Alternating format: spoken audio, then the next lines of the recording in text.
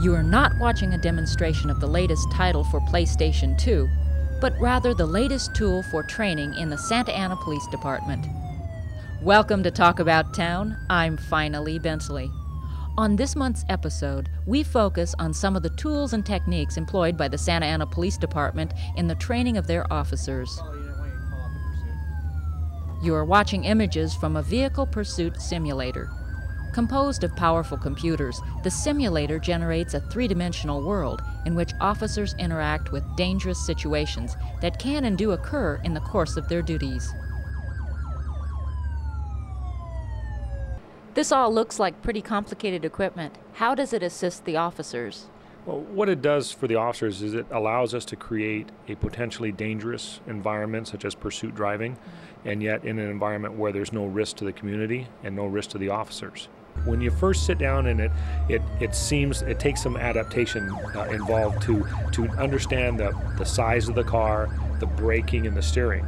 But as soon as I turned on the red lights and siren and I started chasing an individual suspect, I became involved in the simulator and I found myself driving it as if it was a car. It really does feel closer to a car than you might imagine. The steering and the braking, we have anti-lock brake in it. You'll get a sense of pulsation through the pedal if you're braking real hard. We have brake fade, so that if you're overdriving your brakes, it will go away and you won't have your brakes. You'll have to pull over and stop. There's also a crash feature, so that if you run over a curb or a stop sign, you'll feel it through the steering wheel. You'll get some kind of feedback to you that says, hey, something has happened when you ran off the road or hit the curb. And then if you come into a major crash, of course, then the scenario stops and ends and you've basically not successfully passed the scenario. Now, if it comes to a big crash, you get a big loud boom and everything? Yes, you get a big boom, you get a feedback through the steering wheel, and you know you've crashed, and then your screen goes away, and everybody else in the room knows you've crashed.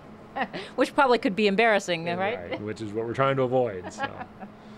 This particular monitor gives the instructor the ability to overview the confined area of where the officer starts a scenario. So as you can see, we can see the buses, we can see the cars, we can see the intersections, and we have the ability to zoom in closer or tighter and follow the police car through the entire scenario to watch all the conflicts and to watch the reaction of the police car and other traffic coming into the picture.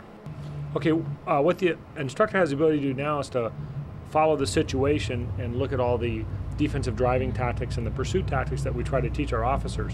Here we've had a vehicle that ran in the intersection, ran a red light. So now the officer is doing his duty and going after the individual and is now in pursuit of them. The officer needs to watch for the intersections, for the conflicts that come into place, and try to evaluate that and use that in a balance test as to whether or not it is worth the pursuit to continue the pursuit or not. In this particular situation, you see the traffic, you see the officer is using the good driving tactics of staying to the left because all citizens are supposed to pull to the right.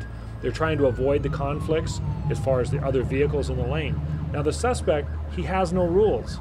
He can drive any way he wants to get away. The officer, on the other hand, has a duty to drive with due regard for public safety. Here, as you can see, he's driving much slower through the conflicts when the citizens become involved. You can see pedestrians. The suspect has already gone through because they don't care.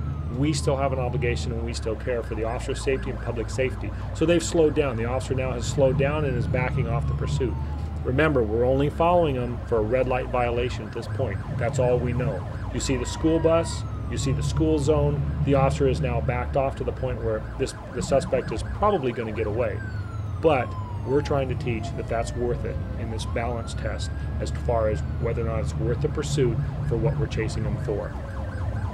The instructor monitors it up to this point. He sees the replay and he can feed this information back to the officer. And as you see in this case, the vehicle is getting away, which we believe is a good decision on the officer's part, that he allowed it to go away because of the conflicts of the motorcycles, the pedestrians, and the school zones. The apprehension of suspects often involves learning a disciplined interaction between man and machine. The pursuit simulator supplies an excellent environment for this interaction, giving officers new confidence and skill in the correct use of police vehicles. When we come back, we will look into the Santa Ana Police Department's Physical Agilities Test to see some of the physical requirements of being an officer and to see how new recruits are tested before their admission into the police academy.